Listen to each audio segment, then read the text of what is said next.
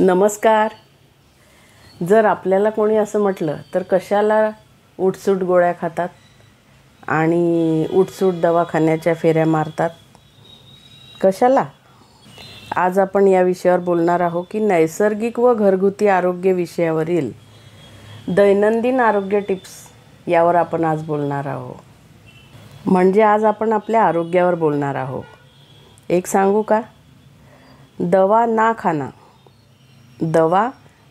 खाना, सही समय पर सही खाना.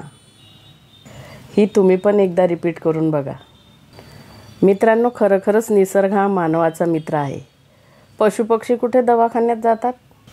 हवा, आकाश, पाऊस, सूर्य, माती हेच त्यांचे डॉक्टर्स. मित्र हो, खरंच एक वेळ आयुष्यात जन्माला आल्यावर एकदा तरी पुस्तकालयात मिळणारे प्रसिद्ध निसर्ग उपचार, नॅचरोपॅथी हे पुस्तक मनापासून वाचून बघा. खरंच आरोग्याविषयी वेगळी खुमारी, आत्मविश्वास आपल्याला प्राप्त होतो आणि तुम्हाला तो झाल्याशिवाय राहणार नाही. असं म्हणतात, भगवद्गीतेमध्ये आरोग्यापासून सर्वच गोष्टीची उत्तरे मिळतात आणि खरोखरच त्याची अनुभूती आरोग्यासाठी पण एका श्लोकात मिळते. एका अध्यायात स्पष्ट उल्लेख आहे आणि एका श्लोकात सांगितले आहे, मानवी शरीर 3 गोष्टींनी बनलेले आहे: आत्मा, अहंकार, स्वाभिमान, पंचमहाभूताने. खरोखर मित्रांनो, आपण सर्व जाणतात पंचमहाभूते म्हणजे पुढील 5 गोष्टी: हवा, पाणी, माती, सूर्य आणि आकाश. ह्यांच्या संपर्कातच म्हणजे सानिध्यातच माणसाला अफाट महत्त्व आहे. म्हणूनच खुल्या हवेत लोकांना 10-20 मिनटं तरी फिरायला जाणे, बसणे खूप आवश्यक आहे. म्हणजे आपोआपच पंचमहाभूतांचा ह्यांचा संपर्क येतो.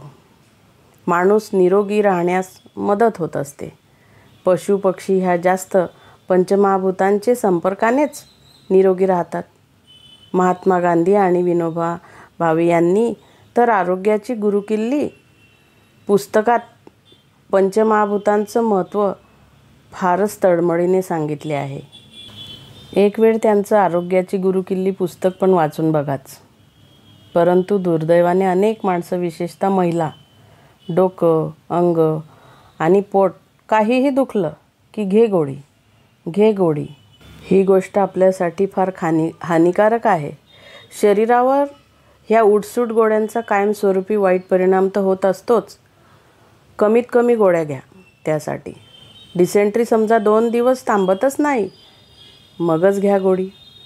पहिल्या दिवशी पोट पूर्ण साफ होऊ द्या, घाई करू नका. डोळे दुखले तर त्याची वाट बघा थांबण्याची, काही तास वाट बघा किंवा डोके उतरणारच आहे असा आत्मविश्वास तर बाळगा. गोळी घेणेच टाळा. खरं सांगू, मी तर कधीच आयुष्यात डोकं दुखायची गोळी घेतच नाही आणि ॲसिडिटीची पण घेत नाही बरं का. म्हणजे माझं वय वर्ष 48 आहे, तरी पण ॲसिडिटी मला बऱ्याच वेळा होते. मग मी छोटासा डिंक तोंडात ठेवते.